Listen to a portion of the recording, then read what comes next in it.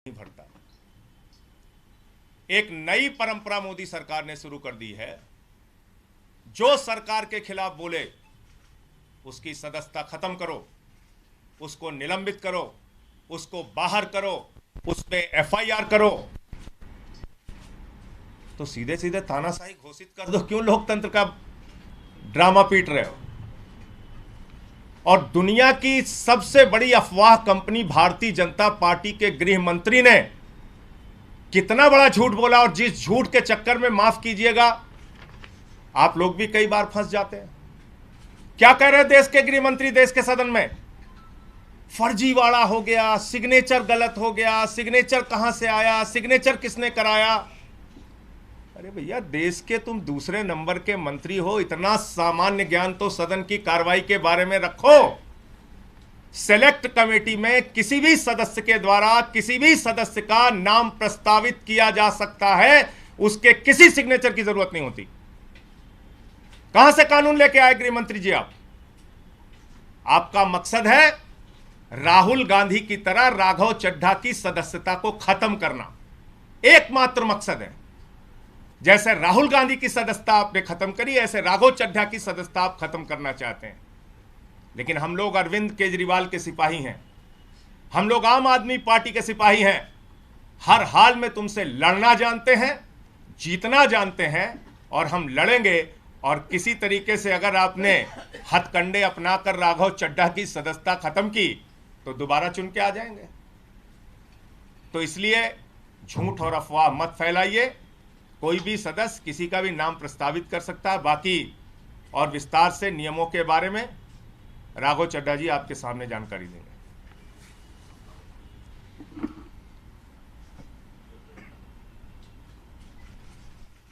BJP का मूल मंत्र है, repeat a lie 1000 times and it becomes the truth. एक असत्य को, झूठ को 1000 बार बोलो और 1000 बाद वो सच्चाई में तब्दील हो जाएगा। इस मंत्र के तहत मेरे खिलाफ एक दुष्प्रचार और एक प्रोपेगेंडा शुरू किया गया कि न जाने कौन सा फर्जीवाड़ा हो गया, कौन से जाली दस्तखत हो गए, और इसी के चलते मुझे आज आपके सामने आना पड़ा, दूध का दूध और पानी का पानी करने के लिए। अमूमन ये देखा जाता है जब भी किसी सदस्य के खिलाफ विशेषाधिकार समिति कोई कार्रवाई शुरू करती है, यानी कि कमिटी ऑफ प्रिविलेजेस कोई प्रोसीडिंग शुरू करती है, तो वो शख्स उस पर कोई सार्वजनिक बयान नहीं देता, कोई पब्लिक स्टेटमेंट नहीं देता है। लेकिन मेरे को मजबूरन आज भारतीय जनता पार्टी के झूठ का पर्दाफाश करने के लिए आपके सामने आना पड़ा, क्योंकि इतना दुष्प्रचार ये लोग कर रहे हैं। लेकिन मैं आज भी अपने बयान में ना कमिटी ऑफ प्रिविलेजेस के बारे में, ना ऑनरेबल चेयर के बारे में कोई भी बयान दूंगा। मैं सिर्फ रूल, पोजीशन और सच्चाई आपके सामने रखूंगा। पहली चीज तो यह है कि यह रूल बुक है जिसके हिसाब से राज्यसभा चलती है।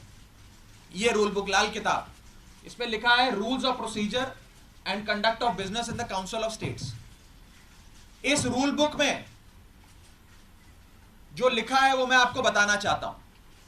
ये रूल बुक कहती है कि किसी भी समिति के, सिलेक्ट कमिटी के गठन के लिए आप नाम प्रस्तावित करते हैं, कोई भी सांसद नाम प्रस्तावित कर सकता है, और जिस मेंबर का नाम प्रपोज किया जाता है, प्रस्तावित किया जाता है, उस मेंबर का ना साइन चाहिए, ना उस मेंबर का सिग्नेचर चाहिए, ना उस मेंबर का रिटन कंसेंट चाहिए।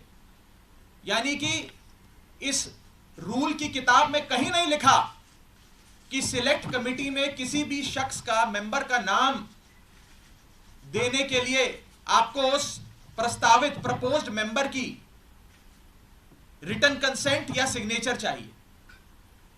लेकिन एक झूठा प्रचार फैलाया गया कि फर्जीवाड़ा हो गया साइन का।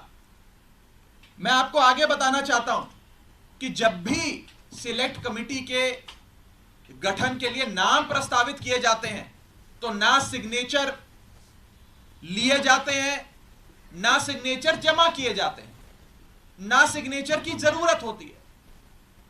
No signatures are required, no signatures are taken and no signatures are submitted. तो जब किसी का हस्ताक्षर लिया ही नहीं, जब कोई हस्ताक्षर जमा किया ही नहीं, तो ये फर्जी साइन का जो एक अफवाह फैलाई जा रही है, ये सरासर गलत, झूठ और बेबुनियाद है। और ये मैं कानून की पोजीशन के हिसाब से बता रहा हूं आपको। और मैं आज इस मंच से बीजेपी के नेताओं को चुनौती देता हूं कि वो कागज लेकर आए मेरे सामने, show me that piece of paper जिसपे ये दस्तखत है। जब कोई दस्तखत है ही नहीं, जब सिग्नेचर होता ही नहीं, तो फर्जी सिग्नेचर की बात कहां से आ गई? मैं चुनौती देता हूं आज बीजेपी को, आप तो इतनी बड़ी पार्टी है, इतनी शक्तिशाली, इतनी ताकतवर सरकार है आपकी, वो कागज दिखाओ मुझे जहां पर हस्ताक्षर है। चुनौती देता हूं मैं आपको। अगर आप कह रहे हैं मैंने कोई कागज जमा किया है जिसमें गलत तरीके से किसी के साइन किए गए हैं, तो वो कागज लेकर आओ, मैं आपको चुनौती देता हूं आज।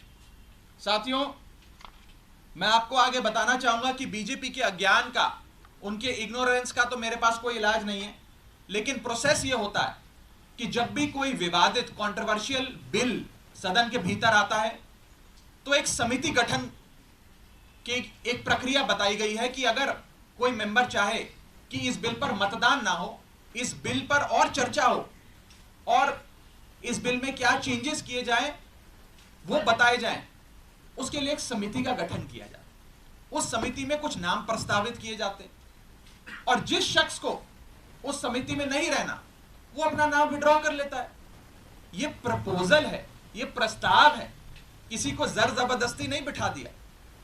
मैं आपको एक बहुत सरल एग्जाम्पल के माध्यम से ये समझाना चाहूंगा और आप सब वो मेरी बात समझ जाएं। मान लीजिए कि मेरा जन्मदिन है, मैं अपनी जन्मदिन की दावत देता हूं, एक बर्थडे पार्टी आयोजित करता हूं। अपनी बर्थडे पार्टी में मैं 10 लोगों को न्योता देता हूं आने के लिए। 10 में से 8 लोग मेरा न्योता स्वीकार लेते हैं, आ जाते हैं। 2 लोग मेरा न्योता नहीं स्वीकारते, उल्टा मुझे कहते हैं तुम्हारी हिम्मत कैसे हुई हमें न्योता देने की, तुम्हारी हिम्मत कैसे हो गई, मजाल कैसे होगी कि तुमने हमें अपने जन्मदिन का न्योता दे दिया। ये वही बात है, मैंने तो समिति में शामिल करने के लिए न्योता दिया, कोई हस्ताक्षर थोड़ी दिया। लेकिन वो 2 लोग मुझसे खफा हो गए। मैं आपको दूसरे तरीके से समझाने का प्रयास करता हूं।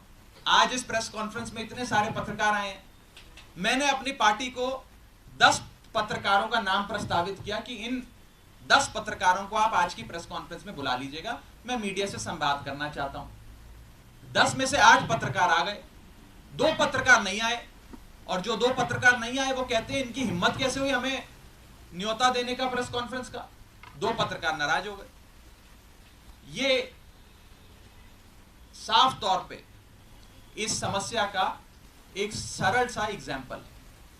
मैं ये बात रखना चाहता हूं कि जो मेरे खिलाफ कंप्लेंट्स दर्ज हुई, जिस मामले को कमिटी ऑफ प्रिविलेजेस को रेफर करा गया, उसका ये पार्लियामेंट्री बुलेटिन है, सरकारी डॉक्यूमेंट है। मैं आज बहुत सबूत लाया हूं दिखाने के लिए आप सबको, ताकि दूध का दूध और पानी का पानी हो जाए। ये पार्लियामेंट्री बुलेटिन है जिसके तहत मेरे खिलाफ जो कंप्लेंट्स आई उसे विशेषाधिकार समिति को विचार के लिए भेजा गया।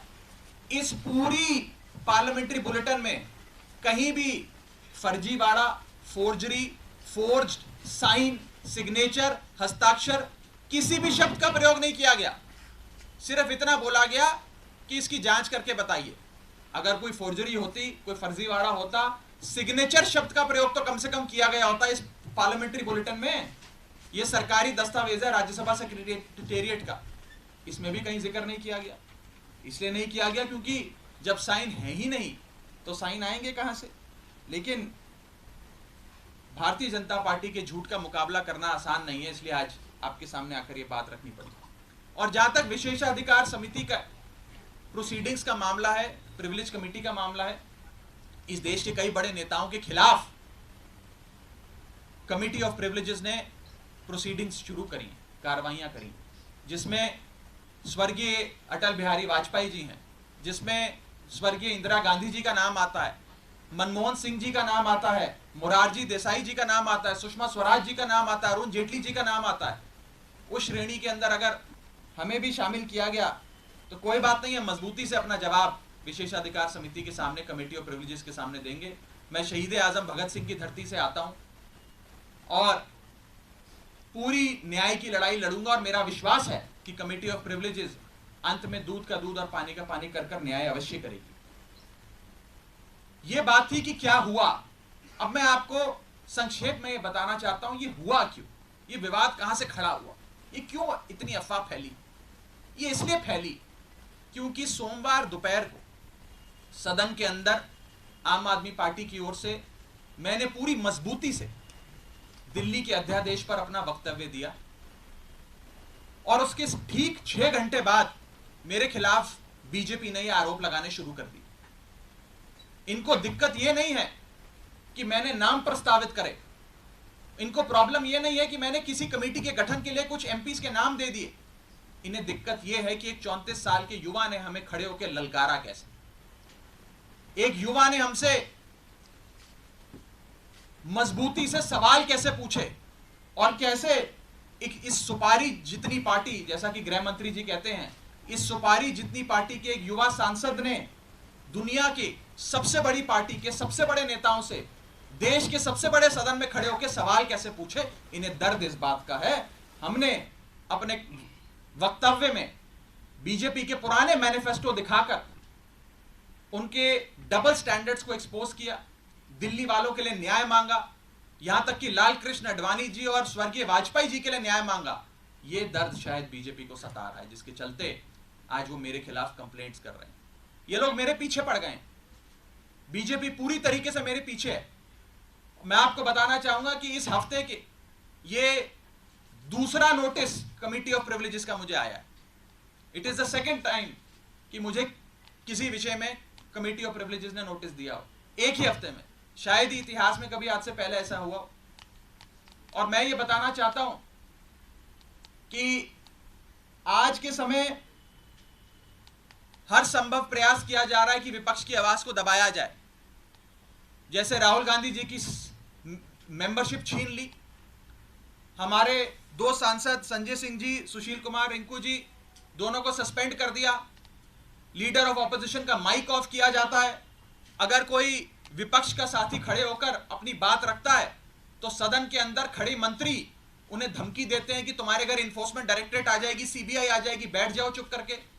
इस प्रकार से एक अघोषित आपातकाल लगाने का प्रयास बीजेपी इस देश में कर रही है और उनका यही मकसद होगा शायद कि मेरी आवाज को भी दबाया जाए। लेकिन मैं कहना चाहता हूं कि ये युवा आवाज है, अरविंद केजरीवाल की एक सिपाही की आवाज है, ये आवाज दबने वाली नहीं है। आप कार्रवाइयां मेरे खिलाफ जितनी मर्जी करिए, आरोप जितने मर्जी लगाइए, लेकिन ये आवाज ना दबेगी ना बंद होगी। और अंत में मैं हाथ जोड़कर बस इतनी विनती करना चाहूंगा आप सब मीडिया के साथियों से कि ये जो आप लगातार पिछले 3 दिन से बीजेपी के झांसे में आकर ये चला रहे हैं कि कोई फर्जीवाड़ा हो गया, फोर्ज सिग्नेचर हैं, मेरा आपसे हाथ जोड़कर निवेदन है कि इस प्रकार की झूठी खबरें ना चलाएं। मैं आपसे कहना चाहूंगा कि आप सच दिखाएं। आप लोग इस लोकतंत्र के चौथे स्तंभ हैं, कृपया कर बीजेपी के प्रोपेगेंडा में ना फंसें। एक छोटे सेक्शन ऑफ मीडिया ने जरूर एक प्रोपेगेंडा चलाने का प्रयास किया और मुझे मजबूरन उनके खिलाफ कानूनी कार्रवाई करनी पड़ेगी, क्योंकि ना रिकॉर्ड्स में, ना कंप्लेंट्स में, ना पार्लियामेंट्री बुलेटिन में कहीं भी फोर्जरी शब्द का प्रयोग किया गया है। और अंत में मैं इतना ही कहूंगा कि जिन जिन सांसदों ने मेरे खिलाफ फोर्जरी के आरोप लगाए, सदन के बाहर मैंने देखा कई सारे बीजेपी के लोकसभा के सांसदों ने बयान दिए, राज्यसभा के तो शायद किसी सांसद ने नहीं दिए, लेकिन लोकसभा के कुछ सांसदों ने मेरे खिलाफ ये बयान दिए। मुझे उनके खिलाफ भी मजबूरन कमेटी ऑफ प्रिविलेजेस में न्याय मांगने के लिए जाना पड़ेगा, उनके खिलाफ भी कंप्लेंट दर्ज करनी पड़ेगी और कोर्ट के बाहर भी, पार्लियामेंट के बाहर भी, न्यायपालिका में भी न्याय की गुहार लगानी पड़ेगी। और मैं हर संभव लड़ाई के लिए तैयार हूं। मैं बीजेपी से डरता नहीं और ना डरने वाला हूं। बहुत बहुत शुक्रिया। राघव, एक बात स्पष्ट कर दीजिए, आपने कहा एक हफ्ते में दूसरी बार नोटिस आया, तो क्या आपको नोटिस मिल गया है? कल तक ये स्थिति नहीं, अभी मुझे आज का जो विषय है इस विषय पर मुझे नोटिस नहीं मिला है। जब आएगा नोटिस तो मैं पूरी मजबूती से, इफेक्टिवली, कॉम्प्रिहेंसिवली उसका जवाब दूंगा। लेकिन पुराने वाले एक मसले पे मुझे एक नोटिस प्राप्त हुआ है, सोमवार को प्राप्त हुआ है और मैं उसका जवाब जरूर दूंगा। रूल बुक ये कहती है कि बातचीत करके भी कंसेंट लेना होता है कि आप देखिए, सांसदों का नाम लिख रहे हैं, क्या रूल बुक ऐसा कहती है? इतना बस कहना चाहूँगा कि क्योंकि अभी ये मामला विशेषाधिकार समिति के विचाराधीन है, इसकी निटी ग्रिटीज़ में जाकर किससे क्या बात हुई, किसने क्या कहा, मैं उस पर बिल्कुल कोई टिप्पणी नहीं करना चाहूँगा, क्योंकि ये उचित नहीं होता है। मैंने अपनी बात रखनी थी, आज मुझे मजबूरन, क्योंकि मेरी छवि खराब करने के लिए, एज अ पार्लियामेंटेरियन मेरी गुडविल, मेरी क्रेडिबिलिटी खराब करने के लिए एक प्रोपेगेंडा जो बीजेपी ने चलाया है, उसका जवाब देने के लिए आज मुझे सामने आना पड़ा, ताकि दूध का दूध और पानी का पानी हो जाए। और मैं खुली चुनौती देता हूँ।